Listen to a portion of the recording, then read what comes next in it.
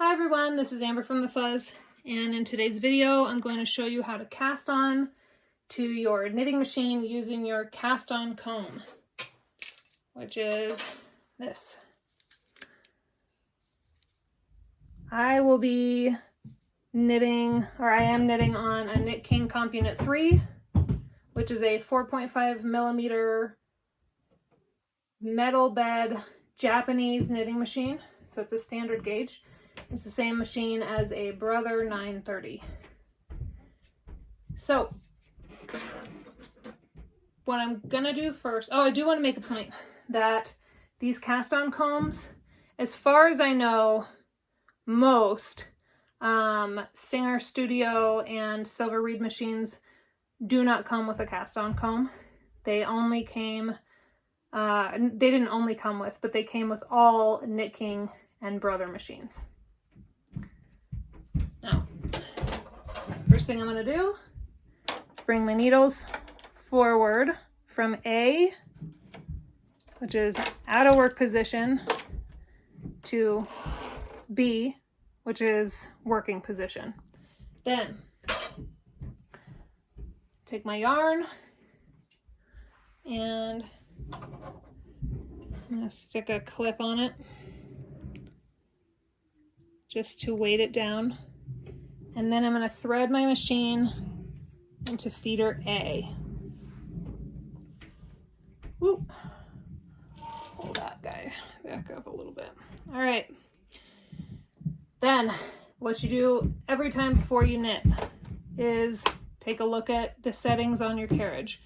So always make sure that your cam buttons, when you're casting on to this particular cast on, always make sure that your cam buttons, like none are pushed in. If they are, you can just push plain and it'll pop them out. Or when you are double checking your cam lever, your change knob at the top right of your carriage, make sure it's set to NL. And if it's not set to NL and you for some reason have, like you were just doing patterning and you were doing tuck, then when you change your change knob to NL, they'll pop out. And then also just make sure that your holding cam lever, which is at the bottom left of your carriage, is set to N. This basically sets your machine up to just do stockinette stitch. Also, for this cast on, I'm going to move my tension to 0, which is the tightest tension on Brother Knitking machines. Next, what I'm going to do is take my cast on comb, make sure that the hooks are facing me, or I guess kind of they'll be facing you or facing up when you first put your comb between the gate pegs. But combs, or the hooks facing you. Here, what I'm going to do at this point is I'm going to quickly zoom in so that you can see the needles. It's not perfect, but you'll be able to see what I'm trying to show you. And so basically what you're going to do with your cast on comb is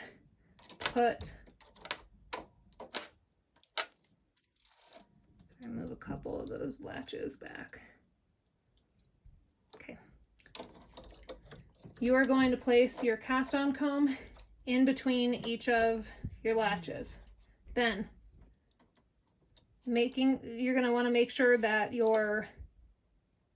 the hooks are not directly in front of any of your needles, or in front of any of your needle hooks, because you don't want to get in the way of your needles moving, as well as you want your hooks to be roughly, 3/8 of an inch above your gate pegs. You're going to leave about a 1/4 inch of space below the gate pegs of just the wires. You don't want to push this all the way up to the gate pegs because it'll make it hard for your fabric presser to move through. And then, let's see, you're also going to want to hold your cast on comb at a 90-degree angle to your machine. If you're, holding it a little bit at an angle, your fabric presser is going to kind of push it out of the way anyway, so it's not a huge deal. All right. So basically what you're going to do is, I'm going to zoom out. Nope, I'm going to stay zoomed in, sorry. What you're going to do, make sure you can see all those needles.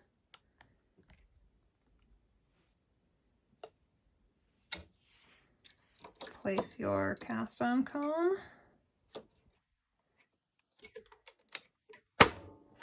And knit a row.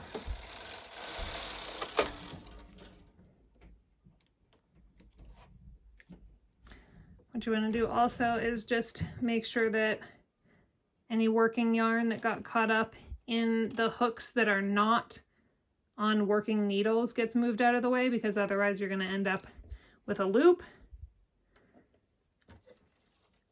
And then I'm going to change my tension to, let's say, a 2. Bring it back across. Oh, see, I still got a little bit of a loop, but not the end of the world for this video. I'm going to move my tension up to a 6. Now, I'm only telling you tensions for like this yarn. It's a pretty fine yarn. To be honest, I'm not sure exactly which one. This is an inherited yarn from one of the women that I bought a knitting machine from. So this is, it's roughly a fingering weight yarn, which is great for a standard gauge machine. If you are knitting with, like, let's say you're knitting with a sport weight, which is really the top weight that you're going to want to knit with a standard gauge machine. It puts some pressure on your machine. It'll do it, but at tension 10. So when you're casting on and you're using a little bit thicker of a yarn, you're going to want to cast on at like, a 5, and then, move up to a 6 or a 7, and then all the way up to a 10. So right now I'm just going to go to a 7 so that we can move through this quickly and you can see the results.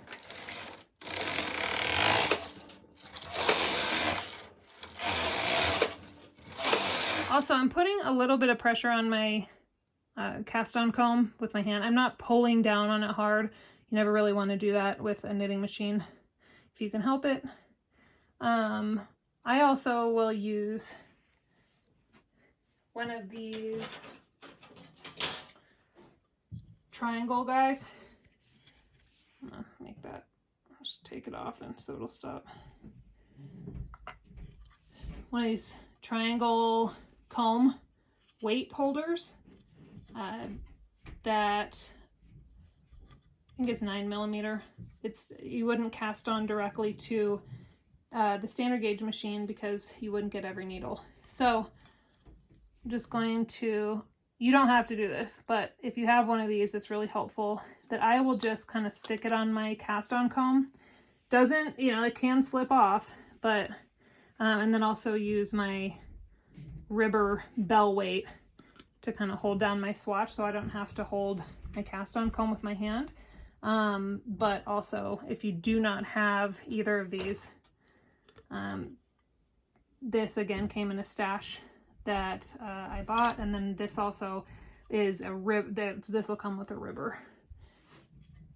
So if you don't have either of those, just give it a little bit of weight using your hand.